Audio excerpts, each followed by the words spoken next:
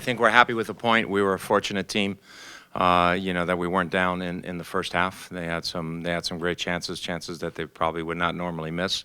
But we've had so many games this year where we've been the dominant team and haven't finished our chances and coming out with bad results that we're okay with it. So I was happy with the response of our team after we went down 1-0, and I think our best phase in the game actually came after we equalized, and I think we steadied ourselves. It helped our confidence, but certainly on the day, I think Toronto was the better team. Matt, you make adjustments at halftime? Not really. What we adjusted to when we brought Valdez in and we went to a 4-4-2, and then afterwards Vanny adjusted into a 4-4-2 as well to sort of match us. But what we really talked about at halftime was that the ball was moving too slowly, that our body language was not good, that we were looked like we didn't want to play at that moment, and we needed to raise our intensity and move the ball quicker and raise our level of interest in the game. How important is it to get a contribution from Jordan with a guy like Flynn out of the lineup? Well, it's always important, and he's a young player. He's learning. He had an opportunity against Salt Lake where he turned.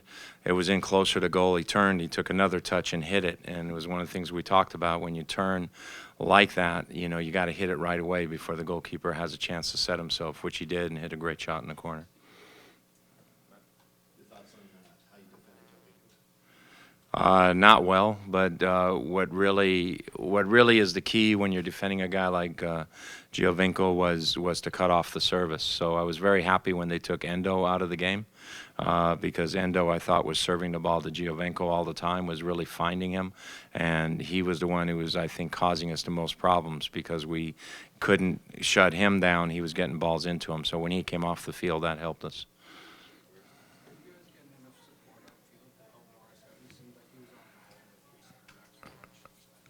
Not right now, and certainly not in this game, But as I said, we've had other games, like when we played against Red Bull in New York, where we could have been up 3-0 at halftime, 4-0 at halftime, and we didn't get anything. And we have the support in those games. So right now, it's a team where we are with our record. You're looking for confidence, and with the win on Tuesday in Salt Lake in the Open Cup, even though it was PKs, and getting a point here today, it's going to help us in terms of growing our confidence. Yeah. It's just our decision, and I've been doing this for a long time, all the way back to my days at UCLA when I had players go into national teams, youth national teams, and youth world championships. It's better to give those players a little bit of time off when they come back, because otherwise what happens, you push them back too soon, they're going to just carry injuries, they're going to be lethargic. I mean, I watched a couple of guys who came back and played right away, some in the Open Cup and others, and none of those guys look really, really sharp, or good. But it's just a mentally draining situation. I'm sure Michael Bradley can tell you the same thing, although his rest now is a little bit forced because of the injury. But, it's better for us to give him some rest now, and then he hits the road again with us running, rather than trying, okay, let's push through this game, then rest a little bit again, then push through this game, then rest. So that's always been my philosophy, is let's get the rest in, and then we go from there. Yeah, he had a migraine headache.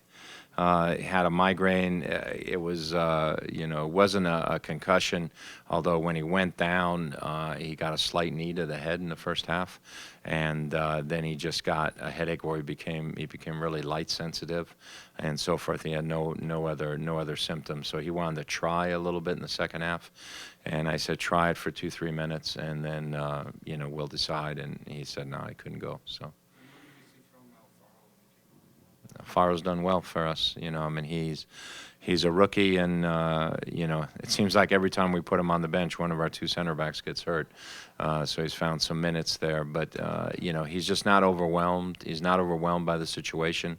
I think you could see one of his attributes in the back is he's technically very good. He's good with the ball. He's a good passer, and and his positioning is also solid. I think he's going to be a good defender in this league.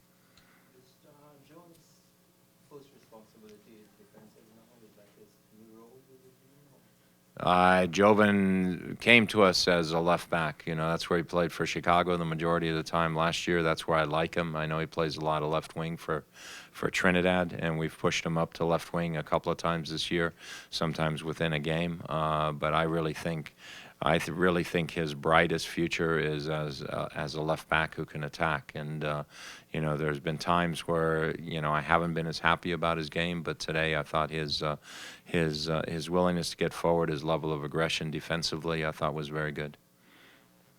Speaking of Jones and Mears, did they not get it up as much as you'd like in the first half? They seemed Well, to be pinned back. yeah, we were pinned back a little bit, and but there was, I mean, you can't get up as a fullback if you're not keeping possession of the ball in midfield. You know, if you just go running forward blindly, then you're just going to leave yourself exposed. So they did the right thing by not going up because we didn't hold the ball well enough. The next 5 against the West is a good point on the road for your club. Yeah, I mean, definitely, and we got to go home and, obviously, hopefully next week, Evans will be able to return. Dempsey will be back as well, and, those will be 2 key additions.